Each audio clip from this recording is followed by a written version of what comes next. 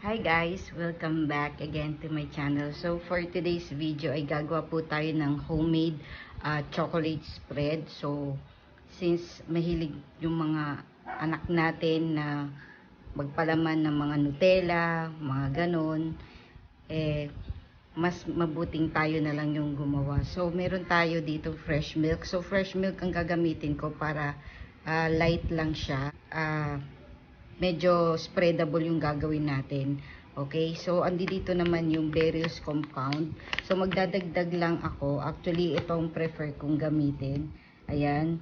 So, creamy milk chocolate Whittaker. So, any brand ng chocolate ay pwede naman. Ayan. So, nagawa ko na siya 2 weeks ago at naubos na agad ng mga anak ko. Ayan, gusto kasi nila Nutella pero medyo pricey kasi yung Nutella sa mga grocery store. Kaya yun. So, sabi ko gawa na lang ako ng chocolate spread. Total marami naman kaming supply ng mga chocolates guys at hindi naman namin nauubos. So, ayan. So, gagawa lang tayo. So, 2 ingredients lang. Milk or fresh milk, any brand, at chocolate. So, any brand. Pwede kayo magdagdag ng dark chocolate at saka milk chocolate. Bahala na kayo guys. Ayan. So, ito lang kasi wala na akong dark chocolate. So, dadagdagan ko lang siya ng various compound chocolate. Okay. So, madali lang naman. Tutunawin lang natin siya and that's it. Yun lang. Ganun lang siya kasimple. Okay. So, hihiwaan ko lang to guys. Kasi block ito medyo malaki-laki siya. Ayan. Then, saka na natin siya i-melt sa milk, ayan, sa fresh milk. Okay? Okay guys, so ito na yung chocolate, Barrel's chocolate. So, hindi dito pa yung Whittakers. So, ito pa yung Whittakers. So, isasama na lang natin siya sa kaserola. Ayan. So, madali lang siya. Bali, ipagsasama-sama na natin siya lahat. Tapos, dahan-dahan natin siyang hahaluin hanggang sa mag-melt, and that's it. So, ayan na yung mga chocolates natin. About 2 cups maybe. And 2/3 ng milk. Ayan. Okay. Then, on na natin yung stove. Ayan, mahina lang guys.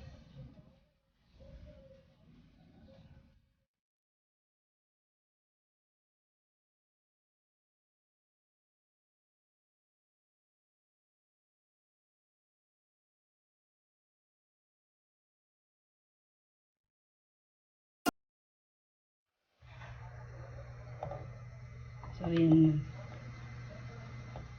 Hindi, hindi ko siya pakukuluin guys ha.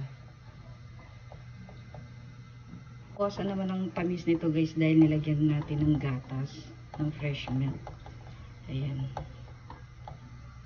So, very light spread lang ito. Ayan. So, balikan ko kayo guys. Ayan. So, medyo mabasa-basa pa siya, no? Pero, maglalagkit na rin yan kalaunan. Ayan.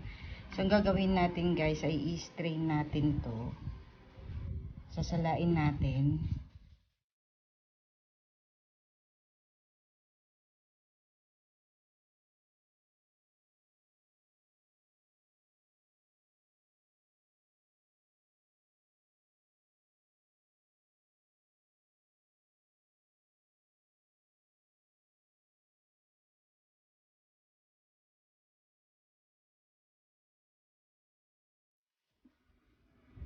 Okay guys, so ito na siya.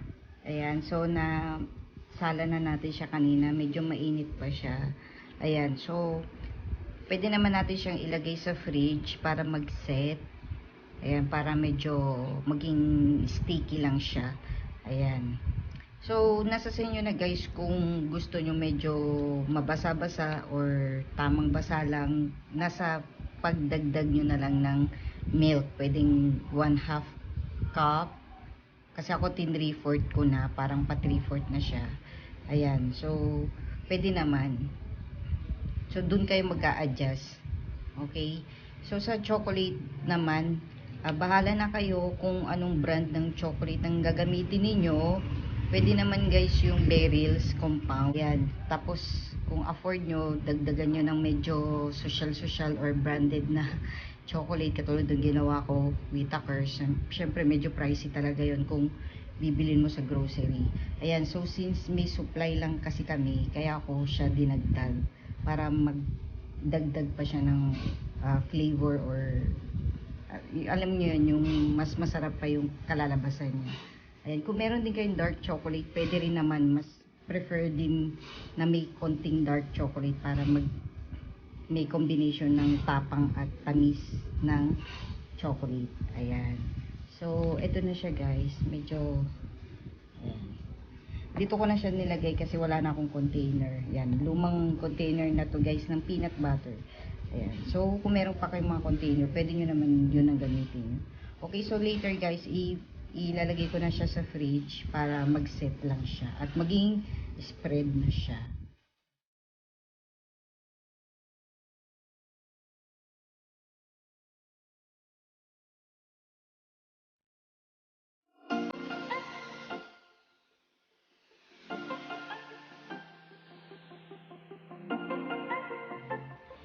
So, makikita nyo, ayan.